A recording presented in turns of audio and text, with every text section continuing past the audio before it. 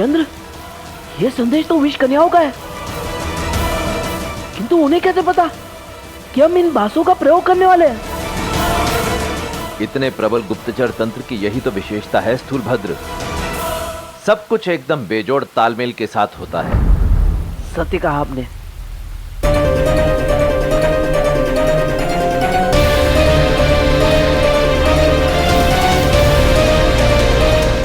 चंद्र, हमारा उपहार मगध के राजकोष में पहुंच चुका है।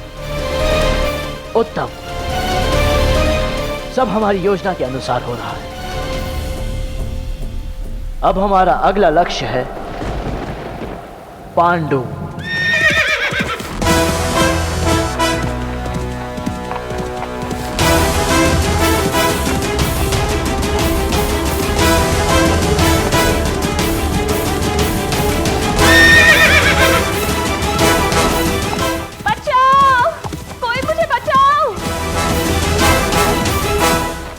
यदि इसे कुछ हो गया, धनानंद मुझे मार डालेगा। बचाओ! सज्ज हो जाओ, तारिणी पांडु को लेके यहां आ रही है। बचाओ!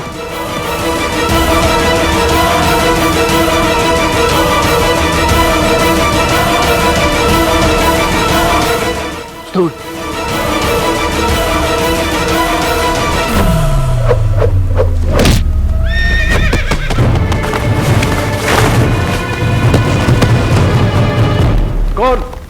कौन है? अब इसका कोई लाभ नहीं है पांडु।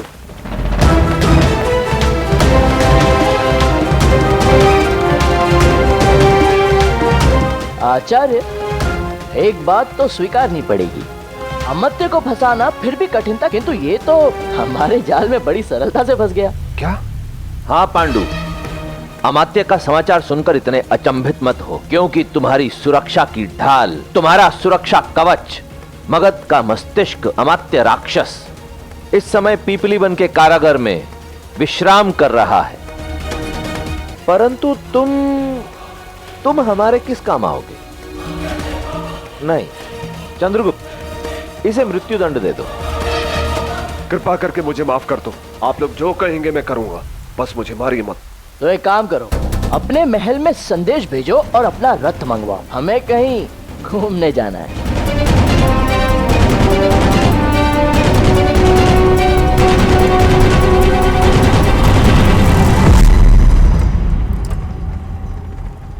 आप दोनों ने तो कहा था कि हम उसे जितना धन देंगे उससे 2 गुना धन वापस मिलेगा, किंतु यहाँ पे बैठे बैठे मुझे तो ऐसा कुछ होते हुए दिख ही नहीं रहा है। स्थूल, इस समय हम किसके रथ में हैं? पांडु के।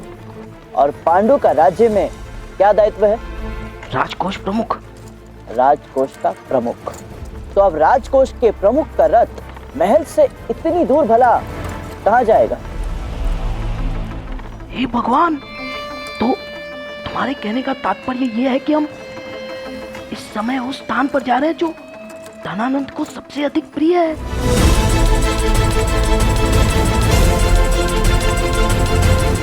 पहुंचने वाले नहीं, स्थूल, पहुंच गए।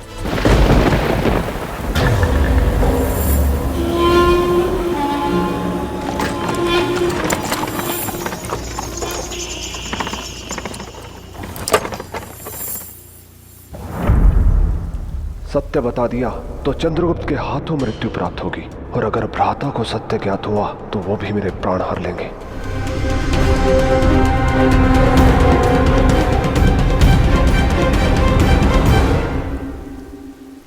स्थूल, क्या हुआ? धनानंद।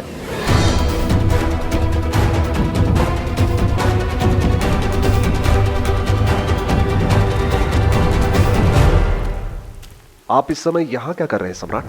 ज्येष्ठ पांडुगति की हत्या के पश्चात मुझे आभास हो रहा है कि मेरे शत्रु एक एक करके मेरे भाइयों की हत्या नहीं कर रहे, बल्कि मेरे सशक्त स्तंभों को गिरा रहे हैं। मुझे उसे रोकना है, अपने भाइयों को बचाना है। इसीलिए मैं यहाँ पर आया हूँ, क्योंकि आप अपना अत्याधिक समय यहाँ व्यतीत करते हैं, तो मैंने सोचा कि क्यों ना यहाँ की सुरक्षा व्यवस्था देख ली जाए। मैं भी यहाँ की सुरक्षा व्यवस्था का निरीक्षण करने आया था सम्राट, और इसी मंतव्य से मगध के शस्त्रागार से श्रेष्ठ शस्त्र भी अपने साथ लाया हूं, ताकि यहाँ का सुरक्षा बल और भी प्रबल हो जाए। अच्छा, तो आपके यहाँ आने का केवल यही एक कारण है? आचार्य कुछ करिए, नहीं तो ये स्वर्ण खदान तो अपने अधीन कर नहीं पाएंगे। हम मगध के बंदीगृह में पहुंच जाएंगे। जो योद्धा युद्ध भूमि में अधीर हो जाता है उसे विजय नहीं मृत्यु प्राप्त होती है। धैर्य साधना सीखो स्थूलभद्र। चलिए। सम्राट, हमने चंद्रगुप्त के दल की एक विषकन्या को गंगा के तट पर बंदी बना लिया है। ज्येष्ठ पांडु, आप यहीं रहिए और सावधानी से स्थान की सुरक्षा कीजिए, और यदि कोई संदेह हो तो मुझे तुरंत सूचित कीजिए। चलिए ज्येष्ठ।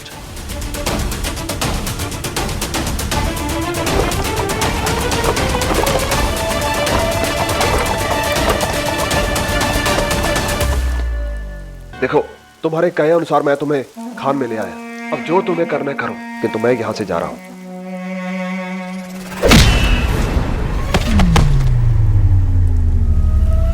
पांडु, यदि तुम में साहस है तो यहाँ से जीवित जाकर दिखाओ। देशद्रोही हत्यारे! आचार्य, मेरे विचार से समय आ गया है कि आप शस्त्र उठा लें। सदैव सज्ज हूं प्रिय शिष्य।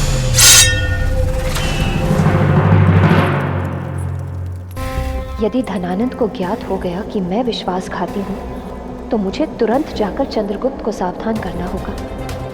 महारानी मोरा और मनसा के बाद अपने कारण मैं फिर किसी और के प्राण संकट में नहीं डाल सकती।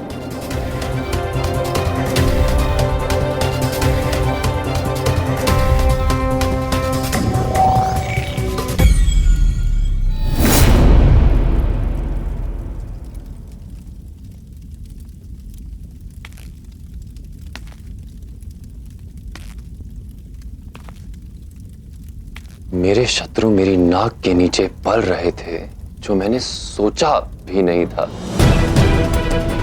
किंतु उनमें से एक को मैंने पकड़ लिया है। वो सोच रही थी कि वो बच जाएगी, किंतु धनानंद की दृष्टि तो यत्र तत्र सर्वत्र है। मृत्यु दंड मिलेगा उसे। नहीं, जाने दो मुझे, छोड़ दो मुझे, विनती करती हूँ मैं, मुझे मरना नहीं है। देखो तारा, ये स्त्री एक विष कन्या है। इससे स्पष्ट है कि वो चंद्रगुप्त और चाणक्य मेरा अंत करने के लिए आतुर हैं, और ये स्त्री उनके गुप्तचर का काम कर रही है। किंतु इसका अंत भी ठीक उसी प्रकार होगा जैसे मनसा का हुआ था। क्यों? वो मनसा है ना तुम्हारी गुरु। अब जैसे मैंने उसे जीवित जलाया था, ठीक उसी प्रकार तुम भी जलोगी।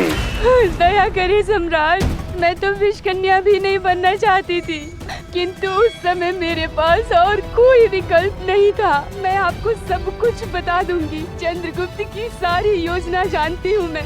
मुझे जीवन दान दे दीजिए सम्राट। शीघ्र करो चंद्रगुप्त, शीघ्र ही धनानंद को तुम्हारी अगली चाल की जानकारी मिल जाएगी।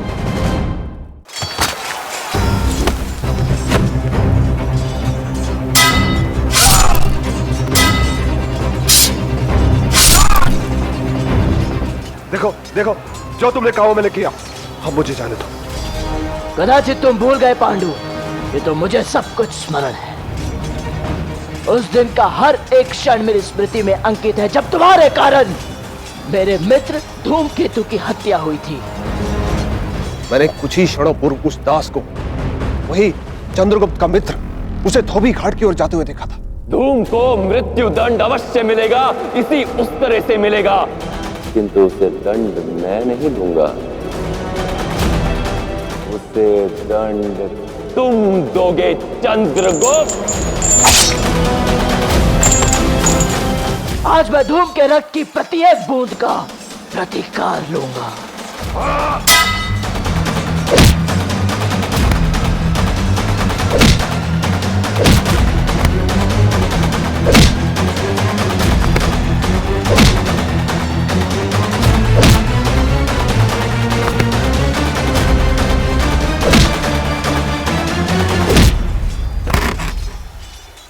इसी धन की लालसा है ना तुम्हें?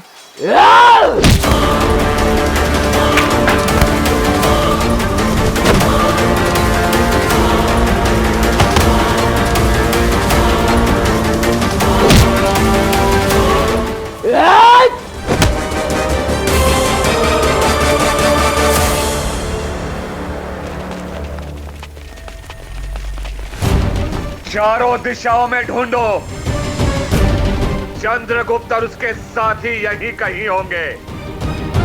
घेर लो इस स्थान को।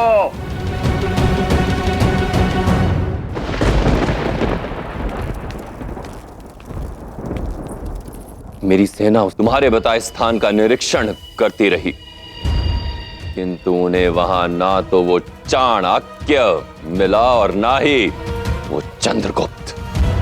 आचार्य ने सही कहा था। चंद्रगुप्त के प्रति तुम्हारी घृणा तुम्हें किसी की कही हुई कोई भी बात पर जो चंद्रगुप्त के विरुद्ध हो उस पे विश्वास करा सकती है। तुम इस घृणा में अंधे हो चुके हो धनानंद।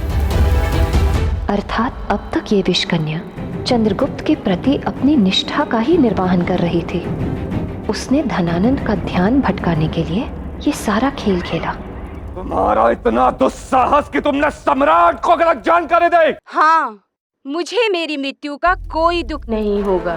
यदि दुख होगा तो केवल इस बात का कि जब तुम्हें आचार्य और चंद्रगुप्त का उपहार प्राप्त होगा तो मैं वहाँ तुम्हारे मुख का भाव देखने के लिए उपस्थित नहीं होंगी।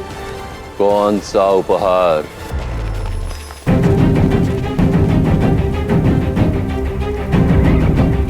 देखो इसे, देखो, ये धनानंद का वही भाई है जिसके जीवन में लालसा और धन के अतिरिक्त और कुछ नहीं था।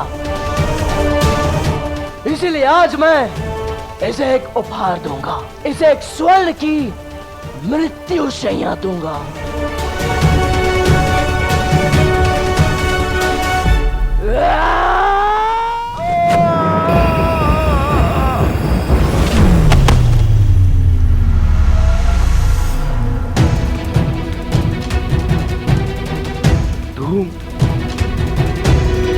चंद्र ने तुम्हारी मृत्यु का प्रतिशोध ले लिया है धूम।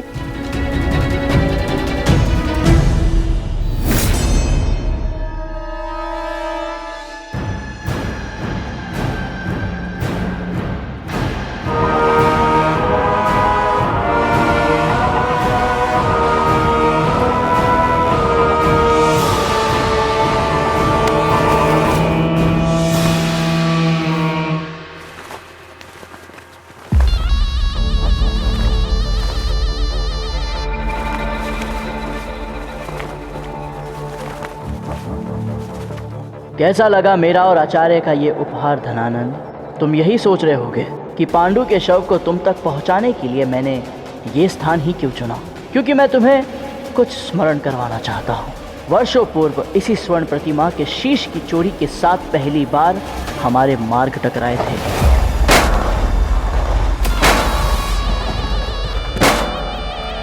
उसी चोरी के लिए तुमने पांडु की उंगली काटी थी, किंतु तुम ये नहीं जानते कि तुम्हारे जन्मदिन के उत्सव के मध्य से तुम्हारी प्रतिमा के इस स्वर्ण शीश को चुराने वाला और कोई नहीं, मैं था।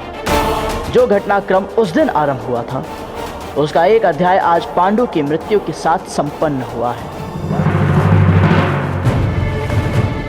चंद्रगुप्त!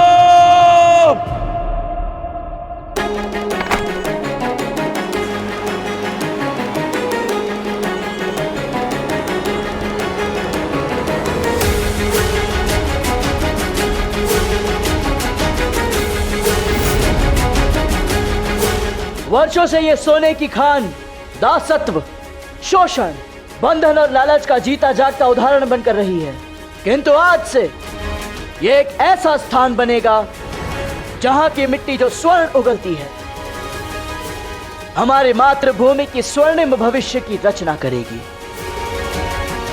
चंद्रगुप्त मौर्य वंश की, राजकुमार चंद्रगुप्त मौर्य की